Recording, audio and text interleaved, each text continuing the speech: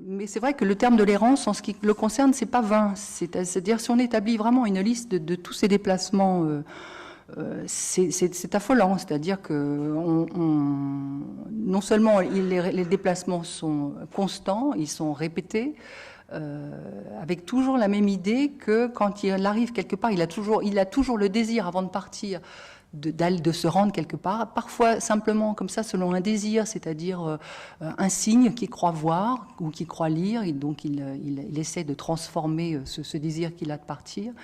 Et une fois qu'il est arrivé, la déception en fait qu'il en éprouve, parce que je n'ai jamais à la hauteur de ce qu'il a pu imaginer. Mais bon, si je fais une liste rapide, ça fait Munich, Berlin, Florence, Viareggio, plusieurs endroits de la Russie où il a vraiment beaucoup tourné. Worpswede, près de Brême donc, à Paris, Rome, le Danemark, la Suède, la Belgique, Capri, la Provence, Duino, Venise, partie de l'Espagne, le Tessin, le Valais. Je mentionnais tout à l'heure le Maghreb, effectivement, où il est allé, et même l'Égypte. Donc ça fait vraiment beaucoup de destinations pour quelqu'un qui aimait aussi voyager assez confortablement. Donc, ça lui facilitait pas la tâche de pouvoir s'arranger, en tous les cas, pour partir dans les meilleures conditions. Ce qui est en revanche très intéressant, et c'est pour ça que je trouvais bien d'avoir ce début, c'est de voir à quel point Paris a été une source d'angoisse et de souffrance pour lui. C'est-à-dire qu'il est ce jeune garçon qui arrive dans une ville en tous les cas dont il se promettait beaucoup. Il va rencontrer un grand artiste et il subit de plein fouet, comme l'image des tramways qui rentrent dans la chambre, la ville avec son fracas, avec son bruit, avec aussi la pauvreté. Et il faut aussi se dire qu'à ce moment-là, donc, il n'a que très peu d'argent. Il passe de chambre d'hôtel à chambre d'hôtel. Il est dans des endroits parfois un peu douteux. Il est resté toujours dans le même quartier, en fait, toujours dans le 5e, près de Saint-Michel. Et donc, toute cette terreur et toute cette souffrance, il y a quelque chose... il y a un autre passage que Jeanne va vous lire maintenant, parce que très, très vite, il trouve une solution pour essayer de vaincre cette peur. Ich habe etwas getan gegen die Furcht. Ich habe die ganze Nacht gesessen und geschrieben, und jetzt bin ich so gut müde wie nach einem weiten Weg über die Felder von Ulsgaard. Es ist doch schwer zu denken, dass das alles nicht mehr ist. Dass fremde Leute wohnen in dem alten, langen Herrenhaus. Es kann sein, dass in dem weißen Zimmer oben im Giebel jetzt die Mägde schlafen, ihren schweren, feuchten Schlaf schlafen vom Abend bis morgen. Und man hat niemand und nichts und fährt in der Welt herum mit einem Koffer und mit einer Bücherkiste und eigentlich ohne Neugierde. Was für ein Leben ist das eigentlich? Ohne Haus, ohne ererbte Dinge, ohne Hunde. Hätte man doch wenigstens seine Erinnerungen. Aber wer hat die? Wäre die Kindheit da, sie ist wie vergraben. Vielleicht muss man alt sein, um an all das heranreichen zu können. Ich denke es mir gut, alt zu sein. Mais bon, de manière plus précise, Rodin est vraiment lié à l'émergence de son travail et d'un ouvrage qui s'est appelé par la suite les Nouvelles Poésies. À Paris, en fait, il a découvert une toute autre poésie beaucoup moins fleurie, je disais tout à l'heure, que celle qu'il pouvait pratiquer à l'époque. Il découvre Baudelaire, Mallarmé, enfin d'autres types d'autres approches. Et il se lance. Rodin lui a aussi donné l'enseignement de se lancer et d'observer. C'est ainsi que souvent, par exemple, il va au Jardin des Plantes. On lui a donné une carte d'artiste.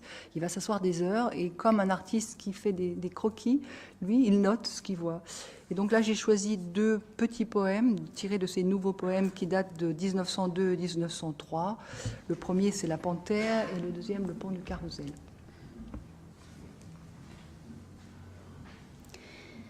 Der Panther. Im Jardin des Plantes, Paris. Sein Blick ist vom Vorübergehen der Stäbe so müd geworden, dass er nichts mehr hält. Ihm ist, als ob es 1000 Stäbe gäbe und hinter 1000 Stäben keine Welt.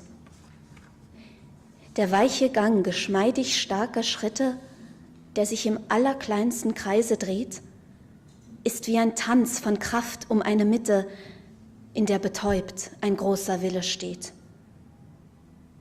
Nur manchmal schiebt der Vorhang der Pupille sich lautlos auf, dann geht ein Bild hinein, geht durch der Glieder angespannte Stille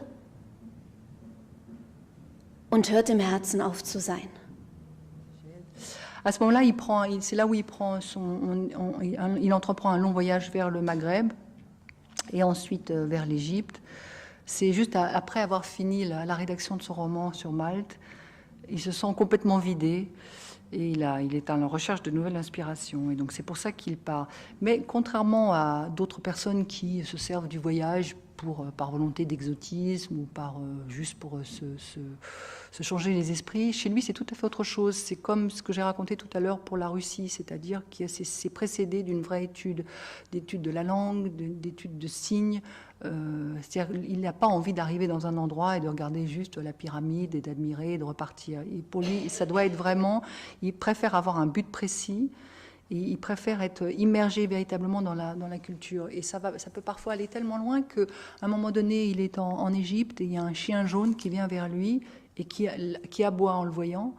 Et il a tellement l'impression il se vit comme un corps, Rilke se vit comme un corps étranger. C'est-à-dire, il a l'impression que si un chien aboie en le voyant, c'est-à-dire qu'il n'appartient pas au lieu. Alors ça peut paraître anecdotique, mais c'est quelque chose qui est en tous les cas toujours vécu de manière très, très importante chez lui. Ce qui est extraordinaire avec cette émergence, en tous les cas, ce vers qui s'impose à lui en marchant le long de la mer, c'est que ça signe la fin d'une crise. Ça marque aussi chez lui toujours cette même technique qui est d'attendre ou de mettre en phase un certain nombre d'éléments pour que l'inspiration s'impose à lui. C'est pas quelqu'un qui la cherche, ça doit s'imposer. Mais ce qu'il ne sait pas encore, alors qu'il est très très soulagé quand il arrive à écrire ses premiers vers de la première élégie, et d'ailleurs il arrive à composer certains de la troisième, la sixième et la dixième à ce moment-là. Il pense qu'il va réussir à finir, à boucler tout son cycle, mais en fait il lui faudra 10 ans.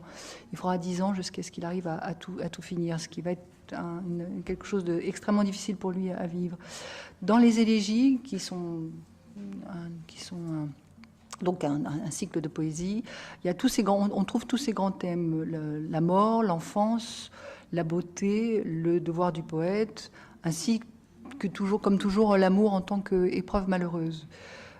L'ange, il est toujours beaucoup question de l'ange qui est la figure centrale. Comme il écrit lui-même à un ami, l'ange, c'est cette créature dans laquelle la transformation du visible en invisible apparaît comme réalisée. Donc c'est toujours le lien entre le visible et l'invisible. Et pourquoi est-ce qu'il est effrayant, comme il est dit dans la poésie, l'ange? C'est parce que nous, les humains, nous sommes encore attachés au visible.